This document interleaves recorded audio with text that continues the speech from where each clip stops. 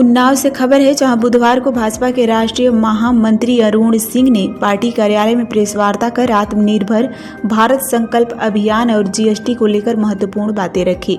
उन्होंने कहा कि प्रधानमंत्री नरेंद्र मोदी के नेतृत्व में देश तेजी से आत्मनिर्भरता की ओर बढ़ रहा है। हर घर में स्वदेशी वस्तुओं का उपयोग ही सच्चे आत्मनिर्भर भारत संकेत है। अरुण सिंह ने कहा कि मोदी जी विश्व के लिए एकमात्र नेता हैं जिन्हें 25 से अधिक देशों में सर्वोच्च सम्मान दिया है। उन पर आज तक एक भी आरोप नहीं लगा है। उन्होंने कहा कि कभी छुट्टी नहीं ली, वो ईमानदारी की मिसाल है।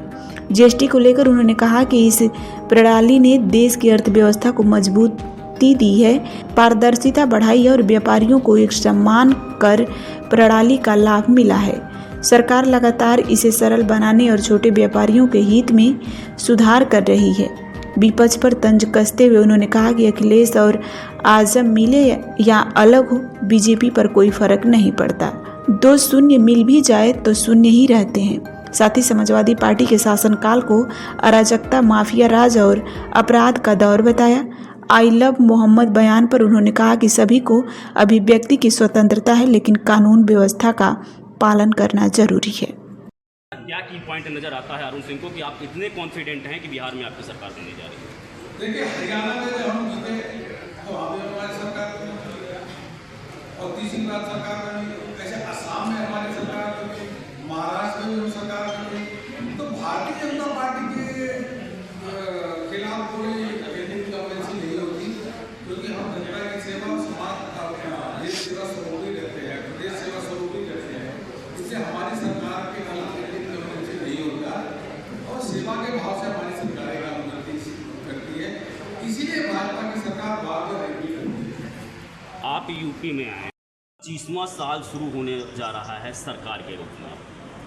एज अ ग्लोबल लीडर किस तरीके से अरुण सिंह देखते हैं? देखिए, विश्व के एकमात्र नेता आदरणीय नरेंद्र मोदी जी हैं, जिनको 25 से अधिक देशों ने सर्वोच्च नागरिक पुरस्कार दिया, अकेले मात्र हैं। एक ऐसे नेता जो मुख्यमंत्री और प्रधानमंत्री रहते हुए 25 वर्ष हो गए, जिनपे 1 रुपए का भी आरोप नहीं लगा, उनका नाम है नरेंद्र मोदी। जिन्होंने एक दिन की भी छुट्टी नहीं ली, वो है नरेंद्र मोदी। देश की आजादी के बाद आज तक ऐसा नेता जिसपे 140 करोड़ देशवासियों का भरोसा हो, विश्वास हो, लोकप्रिय हो, त्यागी हो, तपस्वी हो और मेहनती हो, ईमानदार हो, ऐसा एकमात्र नेता, इस प्रकार का लोकप्रिय नेता नरेंद्र मोदी। लेकिन महज कुछ लोगों पर लाभ पहुंचाने के आरोप तो लगातार लगते रहते हैं। इसको उद्योगपतियों को, कुछ पार्टिकुलर उद्योगपतियों का नाम लगातार विपक्ष लेता है। राहुल गांधी लेते हैं, अखिलेश जी लेते हैं।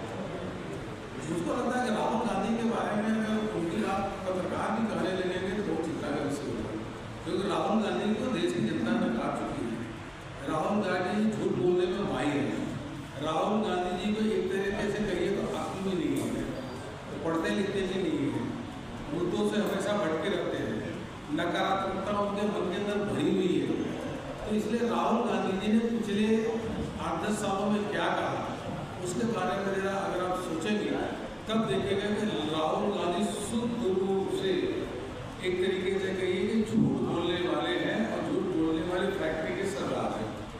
वो नॉन सीरियस व्यक्ति है, इसलिए उनकी बातों को, कभी राहुल गांधी की बातों को देश की जनता सीरियसली नहीं लेती, आप सीरियसली गंभीरता से नहीं ले रहा होगा। लेकिन इस बार